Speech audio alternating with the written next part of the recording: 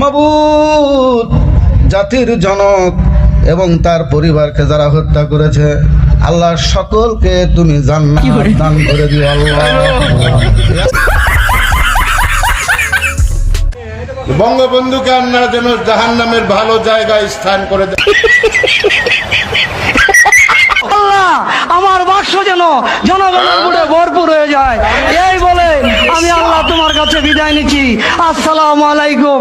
ওয়ালাইকুম ওয়ালাইকুম, ভুলে যেতেছে, সরি। এই বলে আমার মনোযোগ শেষ করছি।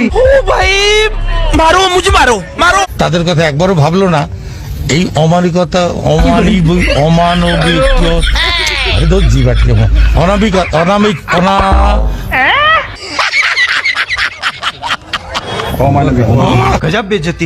আগামীকাল এই পবিত্র ঈদ উল আজহার নামাজের জানাজা